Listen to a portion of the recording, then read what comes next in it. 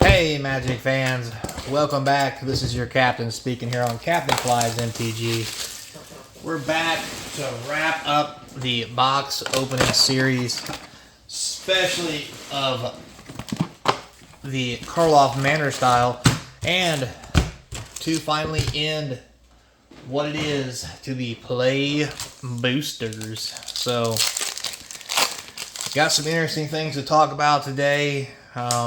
Don't know if you'll believe me or not. That's your prerogative. Mythic right off the bat. Pretty sweet. But we're going to get right into it. So, before we get started, don't forget to comment, like, and subscribe. Hit that notification bell. Nice signed card. Help support the channel with a simple subscription and just watching the video. It's all free. But if you want some of these sweet cards, they are listed on eBay and the TCG Player Store. It helps support the channel, and you know what you're getting because you've watched them come right out of these packs. They're the ones that I list. And I've still got cards up there from older box openings too, so, you know, there's tons of stuff getting down, so go on there and get you some. Go get you some. So we're also on Rumble. We got some member stuff hitting up on YouTube, all that good jazz. So, yeah, check it out. Now, the interesting list. Yay for me. Ooh. Oh, Mythic. Foil. Very nice. Rakdos. That's a good hit. Well, that kind of got me a little sidetracked. So, as usual, we're going to keep track of the good rares along with the mythics, but that Rakdos is already a pretty decent hit. I think it's like $10. Never thought I'd say that out loud. But anyway, yeah, there's $1 with that mythic. So, one of the interesting things that I've heard, and just so you know, I've talked to other stores and buddies, people I know, who are doing mass box openings. And they're doing mass box openings of collector boxes, I might add. And they're saying serialized cards have been reduced to such a point that they're almost non-existent. And if you want one, you have to open like 25 plus boxes. Some stated 50. I think that might be a bit high. But that was their experience, and that's honestly just insane of how bad they've rolled back those serialized cards. So, with that said, I think it's easy to realize that is probably why there's an amazing decrease in sales of collector boxes, because it's just too hard to get a special card. So nobody wants to invest in them. Therefore, the price has plummeted. And people are going to note that for the next set. That's how that rolls. Very nice. And it will have, shitty list card, implications on further sets. But, with that said, what's my opinion and how should we really feel about serialized cards really getting hammered as far as making them really hard to pull? Well, I want you to think about it like this. They're starting to take serialized cards down to 100. Wow, that's pretty cool. And there's a good reason for that. And I think I know what it is. So hear me out. We talk all the time about the ease to pull serialized cards. Other people talk about how they're not really worth the value. And at the same time, I've mentioned, what do you do when you start running out of cards to serialize? And I think what they're realizing is by flooding the market with serialized cards, it's already caused serialized card prices to dip as far as the newer sets because they're just not as wanted. Oh, there's a good mythic hit. Delny. That's $20. So this is a pretty good box to end on, to be honest with you. Anyway, the market's already starting to dip on serialized cards. mainly because so many of them are being printed. And once they print serialized cards, they can't reprint those cards again.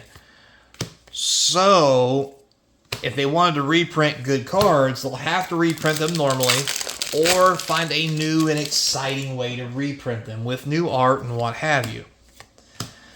Will they serialize them? That's going to be a good card. Breakout, I'm telling you. Lots of money.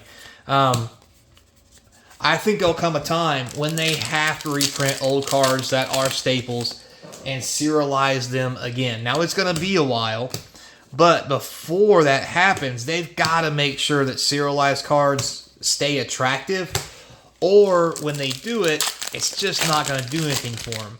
And I think as we saw with Ravnica Remastered, serialized card prices from that set were just atrocious. And when I say that, I mean they were not expensive at all. And people wanted them, don't get me wrong, but people didn't want them the way Wizards wanted them to want them, where they would just buy box after box after box, which I think some of that's just the set itself. But I digress. The real story here is, what if they printed serialized cards? Now, I hope they don't do this, so let's be clear on that before someone has a fit out there about me getting ready to say this. What if they printed in one set a 1 of 100 serialized card, and then in another set print the exact same card, but it's a 1 of 100 again, or a 2 or a 1 of 100 to 200? You know what I'm saying? Like, by lowering the number of cards that they're serializing, they can allow for cards to be serialized again and hope the public's okay with it. Now, I'm going to tell you right now, the public will not be okay with it. And any of them guys that think the public will in their little ivory tower honestly don't know about their fan base. And I'll be honest with you, we all know that they don't know what their fan base wants. Because if they did, they wouldn't be struggling to make money. So, yeah. Quarterly report came out. You know, it said they had a 1% rise from last year. And they're like, oh, it's expected and blah, blah, blah. No, it's expected because they destroyed their own market. And now they have no choice but to go for little to no return. They've even stated that in 24, they expect a flat growth with no profit increase. And that's something that Wizards, Hasbro, what have you, was not expecting nor wanting to happen. I think we all know that. They want to make money. But they are planning to have a very prosperous 2025, where they are now going to start doing, what are they called? The Lord of the Rings stuff. Not Forgotten Realms. Jesus damn it. You know what the hell I'm saying. The Universes Beyond. There we go. Jesus. With the amazing selling of Lord of the Rings and everything else they got going on, and they specifically mentioned Lord of the Rings. They really want to try to catch that fire or lightning in a bottle again. They're going to start putting out 2 to 3. I think I said 3. I can't remember off the top of my head. Universe Beyond sets every year.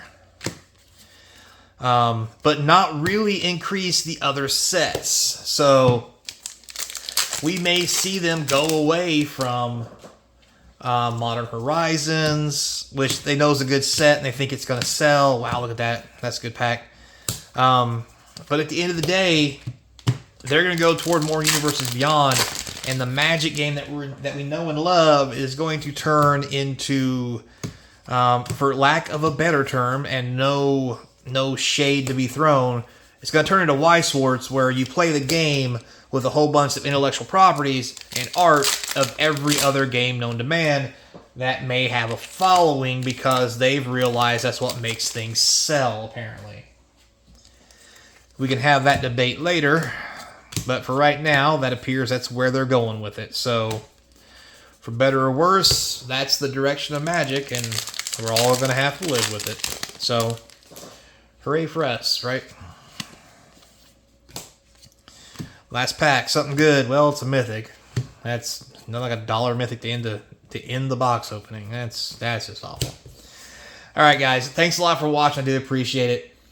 Up next, we have our price video, and we'll have a good summary breakdown of this. So, until next time, be kind. Hope to see you across the game table. Later, player.